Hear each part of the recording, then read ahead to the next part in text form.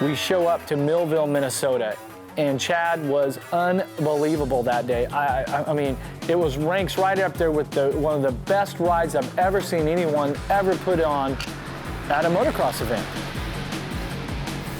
The 29-year-old Australian led the race from the start. At about 12 minutes into the race, Chad Reed removed his goggles and tossed them aside. Shortly after, Ryan Dungey was looking to make a pass, but he made a mistake on the whoops and nearly went over the handlebars. Oh, and Dungey off the track! How did he save that there?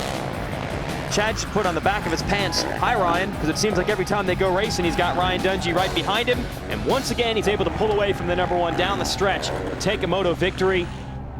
It's the second half of the season, and I don't want to lay up. I want to keep the throttle wide open and try to achieve race wins. One more, try and do it again. And then the moment came. The moment that millions of people seen in the second moto, when it seems that Chad is taking control of the championship. He takes the lead, just completely dominating the competition.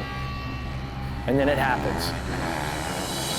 Oh! Reed launches! We got trouble! Chad Reed is down and down hard! Unbelievable for your series points leader. It has been a long time since we have seen Chad Reed have a crash of that magnitude. I remember that crash when he was in midair. We're announcing this live, and I was thinking that we were seeing the last act of Chad Reed as a motorcycle racer while he was in midair. As soon as he hit the ground, I thought his career was going to be over right there, and we were all witnessing it. Are you kidding me? Chad Reed is back on the motorcycle? How is he not hurt? He must have been 20, 30 feet up in the air, Jeff. Fortunately, Chad was able to get back on the bike during that moto and salvage some points, but the biggest effect was on him mentally. It set him back. It scared him, as it should. I mean, 5 or 6 more feet, he might not have walked away from that crash. It set him back a little bit, and it took him a while to recover. About 26 minutes into the race, Dungey was able to battle his way to the front. Here he goes to the inside, and Dungey takes Vilipoto down. Unbelievable. That was a really aggressive move, and Dungey was so close so many times. He's seen an opening and went for it. Dungey went on to claim the win and earned his second overall of the season.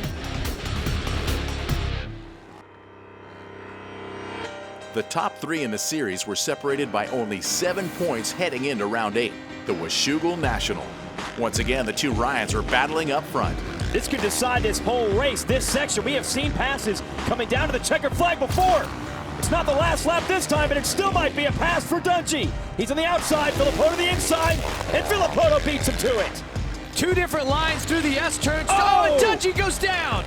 Grabbed a handful of throttle and lost the back end, and that should do it. And Ryan Villopoto on the #2 is going to leave as your new series points leader. Vilipoto was leading the series, but only 1 point separated him from Ryan Dungey heading into the Unadilla National. Vilipoto, also known as RV2, was able to win both motos in New Berlin, New York, and extend his points lead to 7 over Ryan Dungey. Chad Reed was beginning to fall off the championship pace, going 4-5 at Unadilla. In round 10 at the Southwick National, defending champion Ryan Dungey started out strong, winning the first moto. It looks like Dungey's going to be able to hang on and take the win here at Southwick. But when the bikes lined up for moto #2, his Suzuki RM450Z was still in the pits. They are trying to bolt Ryan Dungey's bike back together. They cannot get the engine running. There is your defending series champ, only 4 points behind in the series. If he doesn't race this moto, championship could be gone. Last year at Southwick, that was a hard race, man. That second moto when the bike wasn't there on the line and everybody's taken off. Championship was on the line. There was 2 races left, so that was just hard. I was just sitting there and thinking, I don't want to lose it like this, And I guess if it's not meant to be, it's just not meant to be. But my mom was there the whole time, and she said that bike's going to come over that hill, and I don't care if it's halfway into the motor, you're going to go out there and you're going to race. And sure enough, they were a half lap into the race, and there come my bike over the hill, and I looked at her, and I just said to her, what do I do? And she's like, you get out there and you do make us Dungeys proud, and that's what I did. Dungey started almost a minute late and was able to salvage a 7th place finish. The moment in the 2011 championship where I feel that Ryan Villopoto took the championship was the final turn during Moto 1 at the Steel City round.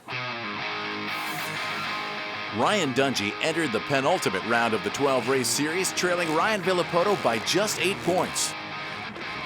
The first moto reflected the points chase by producing one of the year's greatest motos. They've exchanged a few mistakes. That's expected when they're hanging it out on the edge like this. Dungey has survived the first half of this last lap. Now we're on the other side of the valley. Can he still hold off Vilipoto? This is going to be close because Vilipoto is so fast in that finish line area just before there. Watch Vilipoto, he's on the outside. Send him up for these jumps. Vilipoto's going to triple, not able to make the pass. Oh, Dungey overjumps that tabletop. Vilipoto, oh, now Vilipoto makes the mistake. Wow, Dungey landed, about 5 feet beyond the landing ramp. Another mistake. Here comes Vilipoto around the outside, full throttle. So Dungey wisely blocks the inside there, but can Vilipoto square him up? Only got about 3-4 corners to go. Here it is, right-hand turn. Dungey able to maintain it with a few lap riders in front of him. Couple lap riders, where are they going to go? That's Les Smith and Michael Byrne. This could be the decision maker right here. Now Vilipoto's on the right side where he was on the left earlier. He's going to go for it and take the lead and the win in the last corner. Unbelievable finish. Maybe the greatest race we've ever seen at this racetrack. Just when you think that there's one turn to go, Dungey blocks the inside of the turn. Vilipoto rails the outside, past the lapper, just manages to take the lead with only a few feet before the finish line. That was a real statement for Ryan Villopoto. He tried a different line, he took a huge risk, and it paid off, and I think that's where he won the title.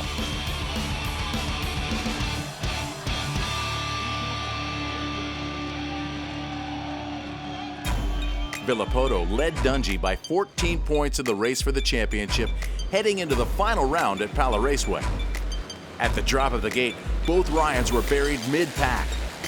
The number 17 Honda of Justin Barcia was leading the race when Ryan Villopoto caught up to him on lap 11. Barcia going to try to rail the outside. Vilipoto's got it covered.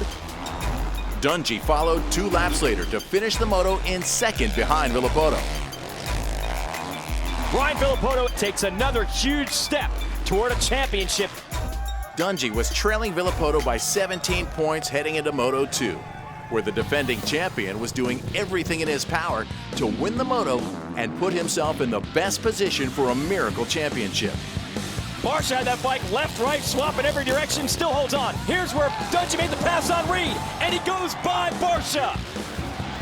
Dungey won the moto, but Ryan Villopoto's third-place finish was enough to earn him the 2011 championship. Ryan Dungey knows it's over now. He's going to win here at Pala, but will probably come up a few points short of defending his championship as we wait for Ryan Villopoto, who a year ago could barely even walk. He was on the couch with a broken ankle, a broken tib and fib in his lower leg. He has come all the way back to win the Supercross title, and now the Lucas Oil AMA Pro Motocross Championship.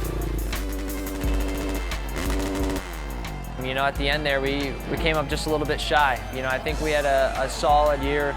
The races were hot. We fought hard. Vilipoto was riding really great, especially there towards the end, and racing at that level of intensity with him. I think we gave the fans a show.